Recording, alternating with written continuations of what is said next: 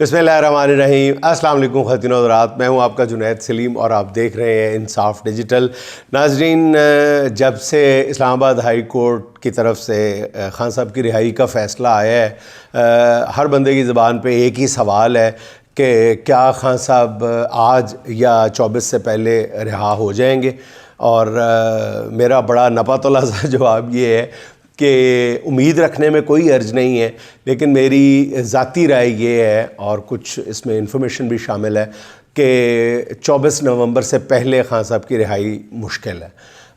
लेकिन अब ये रिहाई जो है, ये अगर 24 नवंबर से पहले नहीं भी होती तो ये चंद दिन की बात है। शायद मैं चंद हफ्ते भी नहीं कह रहा, ये चंद दिन की बात है। इसमें नाजरीन एक बात का यकीन कर लें कि किसी तरह की कोई डील वील शामिल नहीं है, कहीं पर कोई अदालती मामला तय नहीं हो रहे कहीं पे भी। हाँ, अलबत्ता पाकिस्तान के जो ताकतवर हलके हैं, पाकिस्तान की जो हुकूमत है इस वक्त, वो ज़रूर ये चाह रही है कि कुछ मामलात ऐसे हैं कि जब तक पीटीआई, पाकिस्तान की सबसे बड़ी सियासी जमात जो इस वक्त 70-80% लोगों की, आवाम की सपोर्ट एंजॉय कर रही है, उसके बग़ैर वो मामलात आगे बढ़ नहीं सकते। दूसरी तरफ बैनुल अक़वामी दबाव है जो बढ़ता ही चला जा रहा है, और फिर 24 नवंबर की कॉल ने बिल्कुल हुक्मरानों की जो टांगें हैं वो लर्जा कर दी हैं। इस वक्त कपकपाहट है उन टांगों पे। इसलिए ये सारे हालात ऐसे हैं कि अगर हुकूमत चाहे भी तो अब इमरान खान को ज़्यादा दिन तक जेल में नहीं रखा जा सकता। और ये बात मैं मुसलसल कुछ अरसे से कहता चला आ रहा हूँ, क्योंकि हर दफ़ा एक नया जो तीर है वो तरकश से निकाल लिया जाता है, लेकिन अब सरकार का जो तरकश है वो खाली है तीरों से। इसलिए कोई नई रुकावट खड़ी करना बहुत मुश्किल हो जाएगा। इस्लामाबाद हाई कोर्ट से बड़ा वाज़ेह फ़ैसला आ गया है। अदालत ने तोशाखाना 2 केस में खान साहब की जब ज़मानत मंजूर की है, अदालत में एक और असल में झूठा मुकदमा है जो ठहर नहीं सका, और सच एक बार फिर साबित हुआ है। कोई कॉन्स्पिरेसी नहीं, कोई डील नहीं, कोई कुछ नहीं है, कोई लेन देन नहीं है। सीधी सीधी बात है, इन मुकदमात की उम्र उतनी है जितनी जुल्म सितम की बुनियाद पे खड़े किए गए इस रियासती निज़ाम की थी। इन केसेस की औकात और उम्र भी इतनी थी। अल्टीमेटली इन्होंने इसी वक्त पे आके ख़त्म होना था। इमरान खान के मायानाज वकील बैरिस्टर सलमान सफदर ने तोशाखाना 2 केस में इस्तगासे की धज्जियाँ उड़ा के रख दी। और नाज़रीन, मैंने आपको बहुत अरसा पहले कह दिया था कि इस धरती ने बैरिस्टर सलमान सफदर और बैरिस्टर सलमान अकरम राजा साहब दोनों जैसे बेटे कम पैदा किए हैं। जो एक तरफ सलमान अकरम राजा की बात करूं तो वो एक तरफ कानून की कसौटी पे पूरा उतरते हैं, तो दूसरी तरफ जिस तेज़ी के साथ वो सियासी मैदान में आगे बढ़ रहे हैं उसको भी फरामोश नहीं किया जा सकता, नज़रअंदाज नहीं किया जा सकता। लेकिन सलमान सफदर साहब अगर कहीं पूरी तरह आपकी उम्मीदों और तवक्कुआत पे पूरा उतरते नज़र आते हैं तो वो अदालत का कमरा है जहाँ पे वो किसी को टिकने नहीं देते। इसी केस में पहले बुशरा बीबी की ज़मानत हो चुकी थी, इसलिए पूरा यकीन था कि आज इमरान खान की ज़मानत हो जाएगी। पूरा यकीन था कि अगर ये जज साहब आएंगे, उनको क्योंकि पिछली तारीख पे डेंगी था, वो नहीं आ सके थे, तो आज सबको पता था कि अगर वो जज साहब आ जाएंगे तो उनकी ज़मानत नहीं रोकी जा सकती। इसलिए आज समाअत के दौरान स्पेशल प्रोसिक्यूटर जो हैं उमैर मजीद साहब, उन्होंने एड़ी चोटी का जोर लगाया कि किसी तरह इमरान खान की ज़मानत का फ़ैसला आज टल जाए।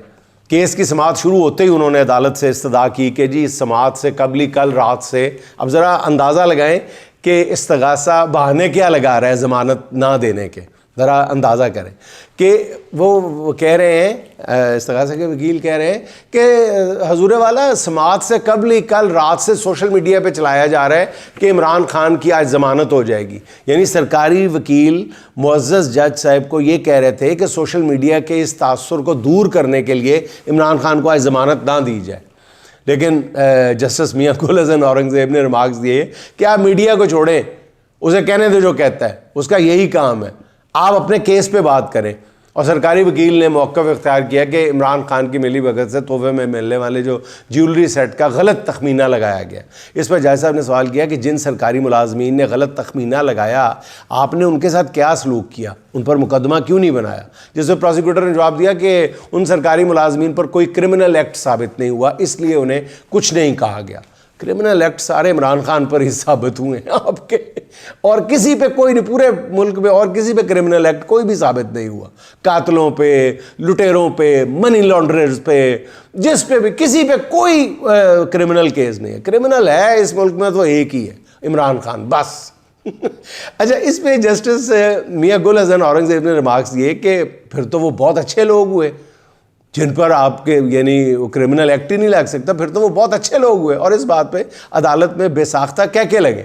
अच्छा, समाअत के दौरान एक अहम हकीकत ये भी सामने आई कि ज्वेलरी सेट का तखमीना लगाने वाला सुहैब अब्बासी, जिसे माफ़ी देकर वादा माफ गवाह बनाया गया था, उसने जिस दिन नैब को माफ़ी के लिए दरख्वास्त दी, चेयरमैन नैब ने उसी दिन उसको कीमत कम लगाने पर माफ़ी दे के वादा माफ गवाह बनाने की मंजूरी दे दी थी। सरकारी वकील जब अदालत में बिल्कुल चारों तरफ से बांधे गए बेबस नज़र आ रहे थे, तो उनका कहना था कि अदालत ने बुशरा बीबी को इसी केस में ज़मानत दी है, मगर अब वो इसका गलत फ़ायदा उठा रही है और ट्रायल कोर्ट में पेश नहीं हो रही, जिस पर जस्टिस गुल हसन साहब ने फौरी तौर पर रिमार्क्स दिए कि आप उनकी ज़मानत की मनसूखी की दरख्वास्त कर दें। इसके बाद अदालत ने फैसला सुनाते हुए 10 लाख के मजलकों के एवज़ जो है वो खान साहब की अबूरी ज़मानत जो है ज़मानत मंजूर कर ली, और फैसला सुनाते हुए जस्टिस मियां गुल हसन औरंगज़ेब साहब ने, जिनका सच्ची बात है कि इस पूरे पिछले चंद माह के दौरान जो कंडक्ट है, इसलिए नहीं कि वो पीटीआई के हक़ में नज़र आ रहे हैं, उन्होंने पीटीआई की तवक्कुआत के बरक्स फैसले भी बहुत सारे दिए हैं, लेकिन उनका केस सुनने और उस पर रिमार्क्स देने का जो अंदाज़ है ना, वो एक दलेर और ईमानदार जज का है। मैं पूरी ईमानदारी के साथ आपको बता रहा हूँ, वो हो सकता है कल कल फिर मज़ीद पीटीआई के ख़िलाफ़ भी फैसले दें। मैं फिर भी अपने इस मौक़िफ़ पे कायम हूँ कि मियां गुल हसन औरंगज़ेब साहब जैसा जज जो है वो बरसों में पैदा होता है, और जिस जुर्रत के साथ इस दबे घुटे माहौल में उन्होंने अपने फ़ैसले सुनाए हैं वो काबिल तारीफ़ है। उन्होंने रिमार्क्स दिए कि उन्होंने तोशाखाना 2 केस की बुनियादें हिला दी हैं। उन रिमार्क्स ने, वो रिमार्क्स का उन्होंने कहा कि मेरी राय के मुताबिक ये सारा केस तखमीना लगाने वाले प्राइवेट शख्स की शहादत पे है, और शहादत का मामला प्रोसिक्यूटिंग एजेंसी को साबित करना होता है, इसलिए मैं इमरान खान की ज़मानत मंजूर कर रहा हूँ। अब सवाल यह है कि इमरान खान को जेल से रिहाई कब मिलेगी, तो उसका जवाब मैं पहले भी अर्ज़ कर चुका हूँ कि अल्लाह की रहमत नज़र आती है कि इमरान खान की राहों के सब कांटे जो हैं वो चुन लिए गए हैं, और इमरान खान पे अब कोई बड़ा केस नहीं है। अब 9 मई के 14 मुकदमात में इमरान खान की ज़मानत होना बाकी है, और वो भी मेरा ख्याल ऐसे फ्रिवलस, बेबुनियाद और झूठे लग़्व किस्म के केस हैं, जैसे मैंने अर्ज़ किया था कि यहाँ से अंदाज़ा लगा लें उन केसेस की औकात और अहमियत क्या है कि 2 पुलिस वाले कहते हैं जी हम टहलते टहलते हम ज़मान पार्क में दाखिल हुए, टहलते टहलते बरामदे में गए, टहलते टहलते कमरे में दाखिल हुए, देखा इमरान खान इजलास कर रहे थे अपने साथियों समेत, हम जाके चुप करके बैठ गए, हमने नोट बनाने शुरू कर दिए, और वहाँ पे इमरान खान जो है वो ये साजिश कर रहा था कि किस तरह 9 मई, यार खुदा आदा वास्ता है क्या कर रहे हो, कि किस तरह मुल्क में तोड़ फोड़ करनी है, क्या क्या करना है। हमने वहाँ पे जाके सारे नोट्स लिए और लाके हमने अपने पास संभाल के रख लिए हैं। हाँ, जब कई महीने गुजर गए फिर हमने अपने अफसरान को बताया कि ऐसे ऐसे हम गए थे और इमरान खान के कमरे के अंदर चले गए थे। अस्तगफिरुल्लाह। तो बाकी मुकदमात तो नाज़रीन ऐसे हैं, वो 1 घंटे की मार है। तो इन मुकदमात में 1 साल से इमरान खान को अदालत में पेश नहीं किया जा रहा, ये भी ज़हन में रखें, जिसकी वजह से अब ये जितने मुकदमात हैं उनकी कार्रवाई भी रुकी हुई है। गुज़श्ता समाअत पे इमरान खान को पेश ना करने पे जज ने बरहमी का भी इज़हार किया था। इस पर भी हाई कोर्ट में अलग एक दरख्वास्त दायर करके प्रोसिक्यूशन की जो नाअहली है उस पर इमरान खान की ज़मानत ली जा सकती है। हुकूमत ने वैसे तो खान साहब पर 200 से ज़्यादा मुकदमात बनाए, मगर उनमें से बड़े जो थे वो यही 5 अहम मुकदमात थे: साइफ़र, इद्दत, तोशाखाना 1, तोशाखाना 2 और 190 million pound. Cipher case high court ने खारिज कर दिया, इद्दत केस को सेशन अदालत ने उड़ा दिया, फिर तोशाखाना 1 केस में नैब कोर्ट ने सज़ा दी, और अब ये केस हाई कोर्ट में ज़ेर समाअत है, जिसमें नैब के वकील ने ख़ुद एतराफ़ किया है कि इसमें इमरान खान को गलत सज़ा हुई है। नैब ने एतराफ़ किया है, नैब पर केस बनना चाहिए। पूरे मुल्क से ये आवाज़ें उठ रही हैं कि इस केस के हवाले से नैब को पकड़ा जाना चाहिए, उस पर केस किया जाना चाहिए। लाखों करोड़ों रुपए ज़ाया कर दिए। उन्होंने कहा जी गलत अंदाज में केस चला, इसलिए अब इसे रिमांड बैक कर दिया जाए। तोशाखाना 2 केस में आज ज़मानत मिल गई है, पीछे रह गए 190 मिलियन पाउंड केस, इसमें भी इमरान खान ज़मानत पर हैं पहले से। ये केस अब स्पेशल कोर्ट में ज़ेर समाअत है और फैसला कुन मरहले में है। हुकूमत इस केस में फौरी फैसला इमरान खान को फौरी फैसला करके इमरान खान को सज़ा दिलवाना चाहती है। और इस केस में सज़ा सुनाने की तैयारियां मुकम्मल थी कि इमरान खान ने 16 गवाह तलब करने की इस्तदा कर दी। ये नाज़रीन वो 16 गवाह हैं जिन्हें नैब ने अपने लिए बतौर गवाह शामिल किया था, मगर फिर इनकी गवाही नहीं ली और इन्हें बतौर गवाह ड्रॉप कर दिया गया। अब खान साहब का मुतालबा ये है कि उनको गवाह के तौर पर बुलाया जाए। फंसाया देखो किवें खान है। इनमें से एक जो बड़े इंपॉर्टेंट गवाह हैं वो साबिक वफाकी सेक्रेटरी अहमद नवाज सुखेरा भी हैं, जो नैब में ये बयान दे चुके हैं कि अल कादर ट्रस्ट में कोई बेज़ाब्तगी नहीं हुई। अब इमरान खान ने पहले अब इमरान खान ने उन्हें गवाह बनाने की इस्तदा की है। नाज़रीन हर हरबा नाकाम हो चुका है, दुनियावी चालों के मुकाबले में खुदाई तदबीर हरकत में आ चुकी है। और मुझे और इसमें कोई सियासी फ़लसफ़ा पन्हा नहीं है, देसी सीधी और इंसान की जो बसीरत है, जो देख सकता है इंसान, अगर देख कर ये बात कहे तो सीधी तरह मुंह से बेसाख्ता एक ही जुमला निकलता है कि अल्लाह की रहमत और इमरान खान की इस्तकामत ने बाजी पलट दी है। अब इसको आप जितने मर्जी पेचीदा अंदाज में मलफूफ करके बात करें, लेकिन मैं फिर इसी एक सादा से जुमले में बात को कहना चाहूँगा, यही मेरी सहाफ़त है और यही मेरी पाकिस्तानियत है कि इस सारे मामले में अल्लाह की रहमत और इमरान खान की इस्तकामत ने बाजी पलटी है। इमरान खान पर मज़ालिम ढाने वाले अब अपने ज़ख्म चाट रहे हैं और दूर खड़ा इमरान खान अपने सियासी मुखालिफिन की बेबसी पर मुस्कुरा रहा है। और वो वक्त बहुत करीब है, जैसे मैंने पहले अर्ज़ किया, दिनों की बात है जब इमरान खान अपनी कौम के साथ खड़ा होगा, यानी जेल की सुलाखों से बाहर होगा। अच्छा नाज़रीन, इमरान खान की ज़मानत की खबर के बाद कारकुनों में एक नया जोश और जज्बा है, वो 7वें आसमान पर खड़ा हो गया जाके, जिसने 24 नवंबर को एहतजाज के लिए एक नई रूह फूंक दी है उनके जज्बों में। और दूसरी तरफ बुखलाए हुए हुक्मरान हैं जिन्हें समझ नहीं आ रहा कि करना क्या है और इस सूरत हाल से निपटा कैसे जाए। एक तरफ बैनुल-अक़वामी दबाव है, एक तरफ इस दफ़ा जो PTI की एक्टिविटी है वो अपने पूरे अरूज पे है।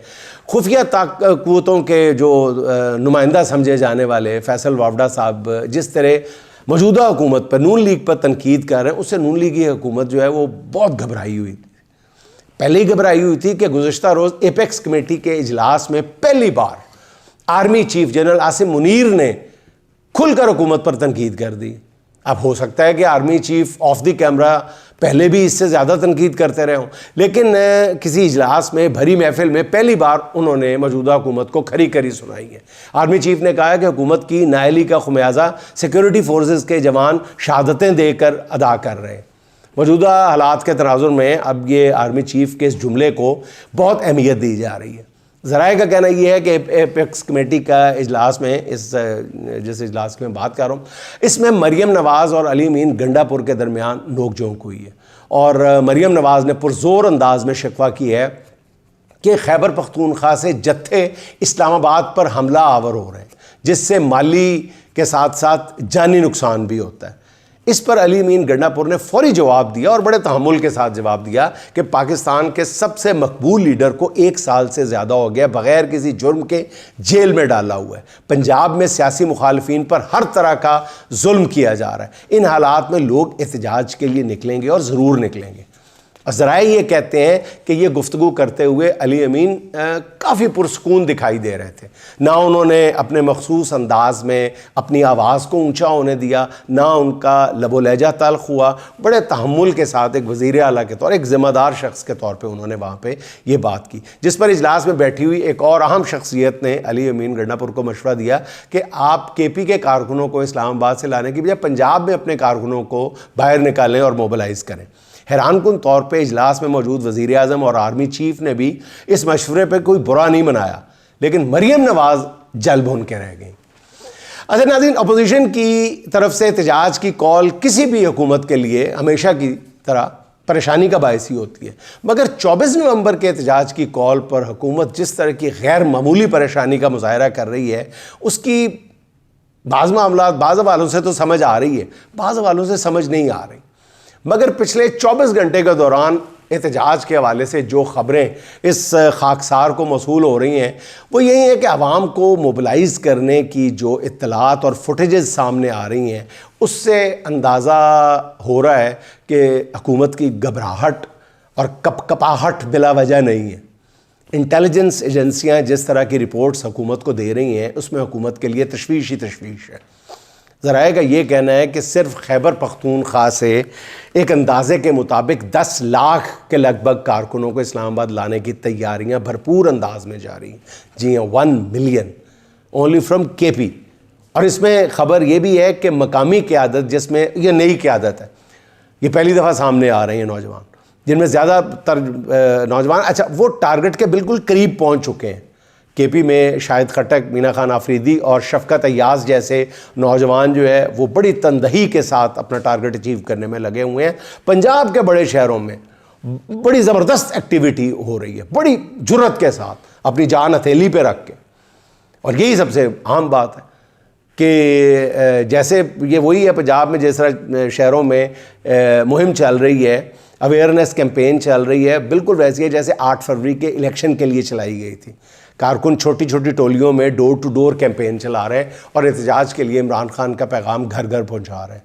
पंजाब में कई मकामात पर पुलिस के क्रैकडाउन की खबरें भी मिल रही हैं, मगर इस बार हैरानकुन पहलू ये है कि ज़्यादातर मकामात पर पीटीआई के कारकुन जो हैं वो किसी हद तक आज़ादी के साथ अपना पैगाम पहुँचा रहे हैं। यानी जो टोलियाँ पैगाम पहुँचा रही हैं उनको उस ब्रूटल अंदाज में, बेरहमाना अंदाज में गिरफ़्तार नहीं किया जा रहा।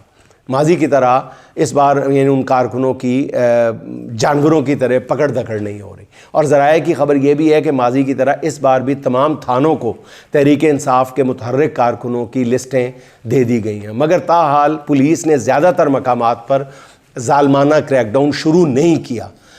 ये इस बात का मैं परसों के व्लॉग में आपकी खिदमत में अर्ज़ कर चुका हूँ कि बड़ी वजाहत के साथ मैंने ये आपकी खिदमत में अर्ज़ किया था कि हुकूमत 2 तरह की पॉलिसी पे अमल पैरा है। 2 तरह की ऑप्शंस उसके सामने है। एक ये कि आखिरी दिन तक टेरराइज़ किया जाए और आखिर में जाके इजाज़त दे दी जाए, आखिरी दिन जो है वो पकड़ दकड़ ना की जाए। और एक ये है कि पहले दिन से ही पकड़ दकड़ शुरू की जाए और टका के की जाए और जुल्म सितम की इंतहा कर दी जाए। तो मेरा ख्याल है कि अव्वल ज़िक्र ऑप्शन अब ज़्यादा बेहतर अंदाज में काबिल अमल लग रही है हुकूमत के लिए। कुछ जगहों पे कारकुनों को हिरासत में लिया भी गया है, मगर उन्हें बाद में एहतजाज में शामिल न होने का वादा लेकर छोड़ दिया गया। पंजाब में पुलिस के इस बदले हुए रवैये के बदले में क्या किया जा रहा है, ये बड़ा दिलचस्प बात है। कुछ तो आप पिछले 2-3 दिन ख़बरों में सुन चुके हैं, देख चुके हैं कि ये क्या हो रहा है, लेकिन इसमें मैं बार बार नाजरीन यही आपको कहूँगा कि कहीं पे भी किसी भी गोशे में कहीं कोई डील वील नहीं हो रही।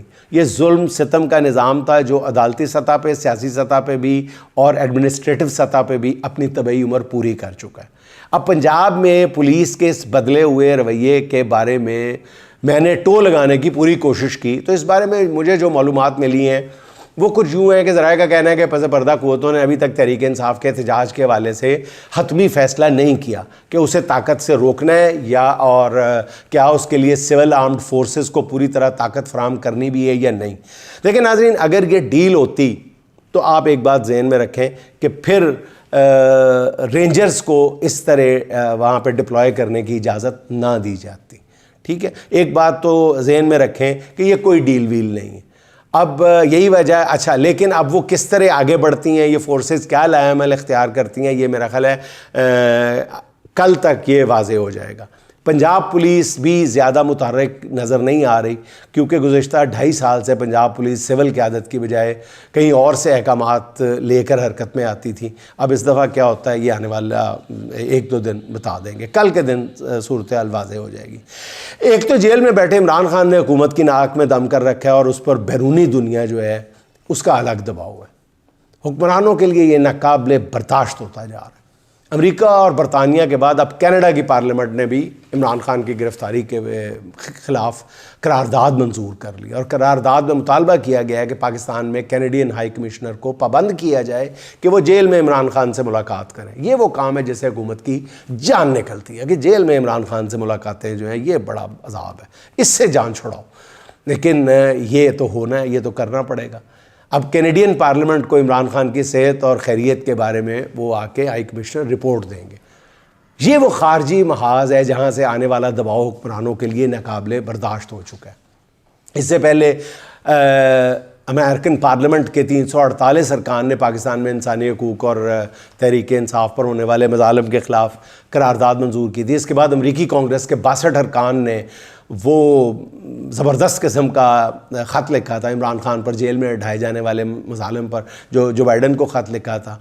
और इसके बाद 46 अरकान ने दोबारा ऐसे ही ख़त लिखा था। फिर बरतानवी दारुल अवाम के अरकान ने अपने वज़ीर ख़ारजा को ख़त लिख कर बताया कि जी इमरान खान के ख़िलाफ़ मिलिट्री कोर्ट में मुकदमा चलाए जाने का इम्कान है, जो इंसानी हकूक़ की सरासर खिलाफ वर्जी है, जिस पर बरतानवी वज़ीर ख़ारजा ने जवाबी ख़त लिख कर अपने अरकान को आगाह किया, बल्कि तसल्ली दी कि हुकूमत पाकिस्तान ने उन्हें यकीन दहानी कराई है कि इमरान खान का केस मिलिट्री कोर्ट में ले जाने का उनका कोई इरादा नहीं है।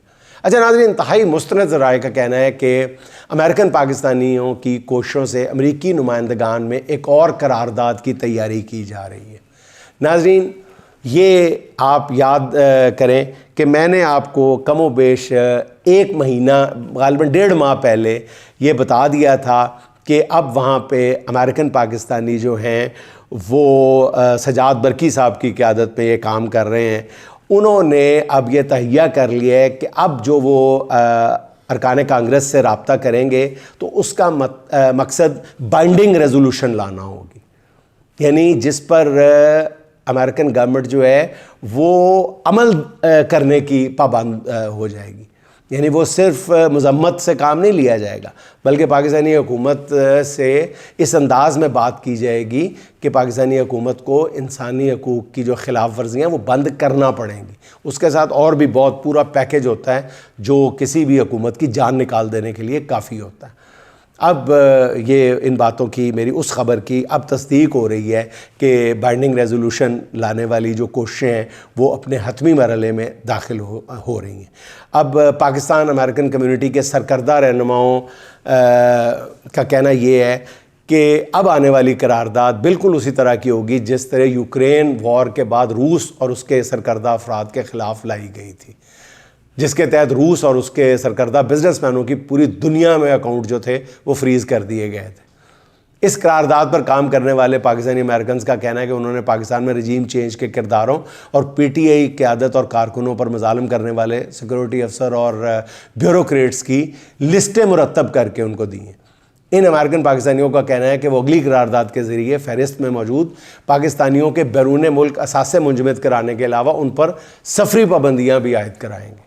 नाज़रीन, ये है वो परेशानी जो पाकिस्तानी हुक्मरान और उनके हवारियों को परेशान किए हुए।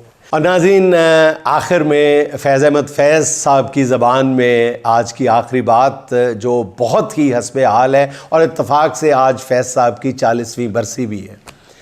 कब ठहरेगा दर्द ए दिल, कब रात बसर होगी, कब ठहरेगा दर्द दिल, कब रात बसर होगी, सुनते थे वो आएंगे, सुनते थे सहर होगी, कब जान लहू होगी, कब अश्क गहर होगा, कब जान लहू होगी, कब अश्क गहर होगा, किस दिन तेरी सुनवाई ए दीदे तर होगी, किस दिन तेरी सुनवाई ए दीदे तर होगी, कब महकेगी फसले गुल, कब बहकेगा मैं खाना, कब महकेगी फसले गुल, कब बहकेगा मैं खाना, कब सुबह सुखन होगी, कब शाम नज़र होगी, कब सुबह सुखन होगी, कब शाम नज़र होगी, कब तक कभी रह देखें, कब तक कभी रह देखें ए कामत जानाना, कब हश्र मुअय्यन है तुझको तो ख़बर होगी, कब हश्र मुअय्यन है तुझको तो ख़बर होगी। नाज़रीन, खुश रहें, खुश रखें। आपसे मुलाकात होगी इंशाअल्लाह अगले व्लॉग में। अल्लाह हाफ़िज़।